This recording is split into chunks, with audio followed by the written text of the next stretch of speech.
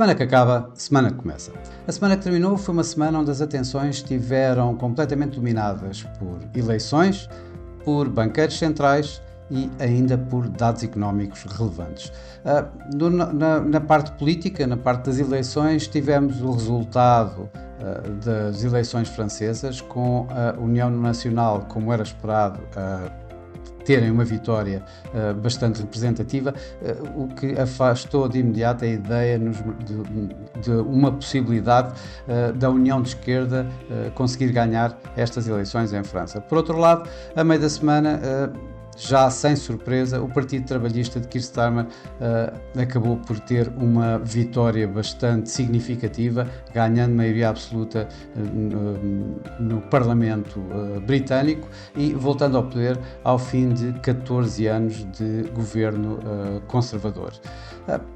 Os dados económicos começaram logo a fazer moça, por assim dizer, logo no início da semana, com o ISM manufatureiro ficar ainda mais em terreno de contração nos Estados Unidos e mais tarde essa contração a ser confirmada pelos dados dos serviços que caíram de 53,8 para 48,8, uma queda inesperada que começou logo a ditar aqui alguma tendência dos mercados relativamente a mais cortes de taxa de juros e asilos obrigacionistas em queda.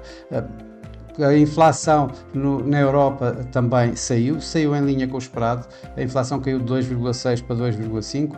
A inflação subjacente manteve-se nos 2,9, ligeiramente acima das expectativas que esperavam uma pequena queda para os 2,8%. Os mercados estiveram de olhos e ouvidos bastante colocados em Sintra, no fórum anual de bancos centrais do Banco Central Europeu, em que, obviamente, foram ouvidos muitos representantes de diversos bancos centrais. No entanto, os mais relevantes e aqueles que mais atenção acabaram por reter foi, claro, Christine Lagarde e Jerome Powell. Christine Lagarde manteve,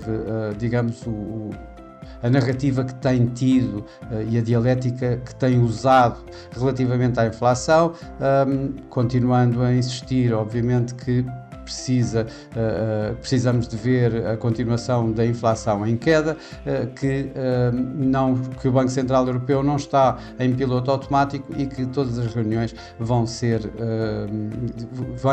haver discussões em todas as reuniões para decidir sobre cortes de taxa de juros. No entanto, afastou um pouco a ideia de qualquer corte de taxa de juros em julho, provavelmente na reunião seguinte a haver qualquer alteração nas taxas de juros. Já Jerome Powell manteve praticamente o mesmo tom, de alguma forma, que tem tido ultimamente. No entanto, ainda foi um pouco mais dovish. Ele mostrou-se um pouco mais otimista no caminho que a inflação está a levar, no bom caminho, para os 2%, para a meta de 2%. No entanto, continua a reiterar que precisa de ver mais confiança, que os membros do FOMC precisam de ver mais dados como estes últimos que têm visto da inflação para começar então a cortar taxas de juros. Isto pelo meio onde tivemos um dia da independência nos Estados Unidos que retirou os mercados norte-americanos de cena, o que levou a uma diminuição dos próprios volumes negociados esta semana nos mercados financeiros em geral. Os mercados estavam de facto mais à espera dos números mais impactantes, mais sonantes, que são os do mercado de trabalho nos Estados Unidos.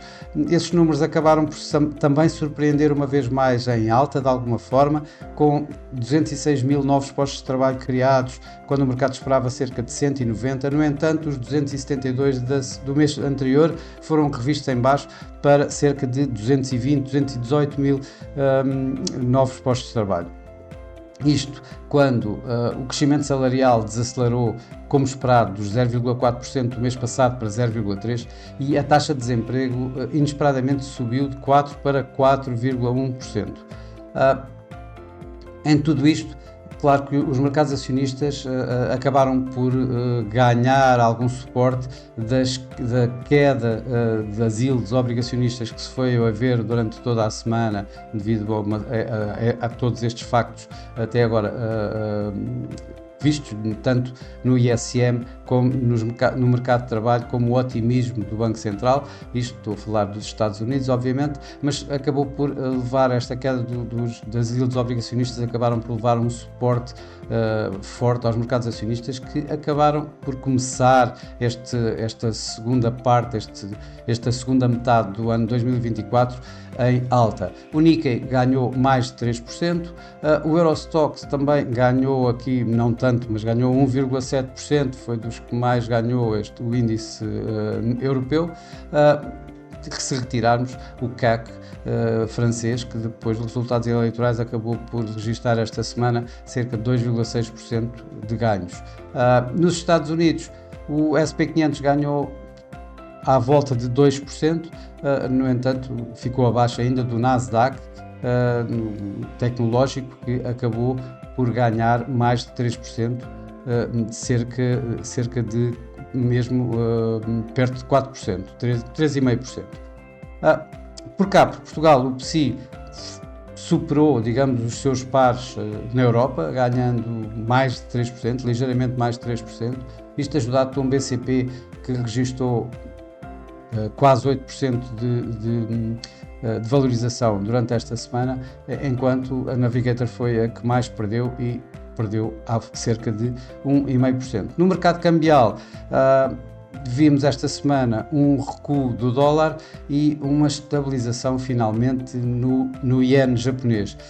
O euro-dólar abriu em gap em alta desta vez. Quando foi anunciado as eleições, fez um gap em baixa. Com o resultado destas mesmas eleições, da primeira volta, fez um gap em alta. Tinha terminado a semana passada à volta dos 0,710, começou esta semana à volta dos 0,740, para terminar à volta de 1,0840, ou seja, com um ganho significativo, a tal perda do dólar que acabei de mencionar. Por outro lado, o iene, nesta semana, registou um novo máximo, muito perto de 162 ienes por dólar, um novo máximo dos últimos 38 anos, mas acabou por terminar a semana praticamente ao nível onde começou, ou seja, uma melhoria daquilo que tem sido as últimas semanas, em que o iene tem vindo a perder valor todas as semanas. Em termos de mercados emergentes, o dólar, a lira turca registou novamente perdas, desta vez contra o euro cerca de 1%, enquanto o real brasileiro foi a moeda emergente que mais ganhou esta semana, tendo ganho face ao dólar mais de 2%. O mercado de commodities acabou por também ser de alguma forma suportado por perdas do dólar, por yields obrigacionistas em baixa.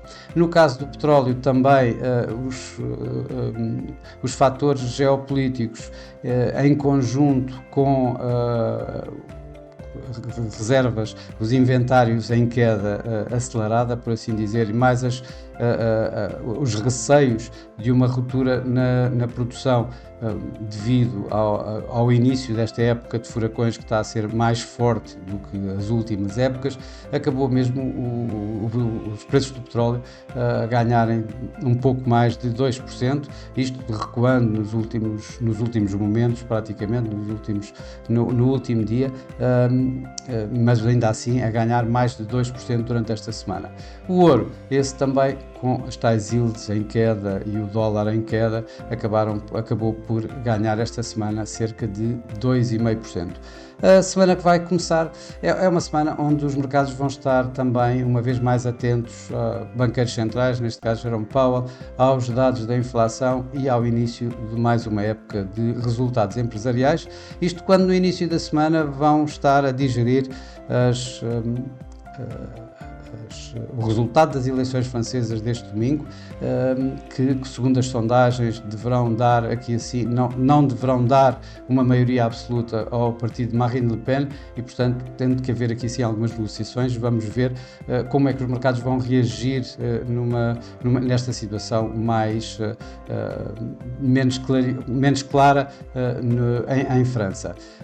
Por outro lado, os mercados vão estar a olhar para os testemunhos de Jerome Powell no Congresso, primeiro no Senado, depois na Câmara dos Representantes, em que também se espera que Jerome Powell mantenha o tal tom mais dovish, quem sabe acelerando esse tom dovish esta semana e a mostrar que confiança no caminho da inflação, mas ainda a continuar à espera de que mais números como estes últimos da inflação acabem por acontecer, dando então lugar a que o Fed comece o seu ciclo de cortes de taxa de juros. Por outro lado, vamos ter ainda os dados da inflação, uma vez mais nos Estados Unidos, que podem reiterar ou não este tipo de narrativa a Jerome Powell.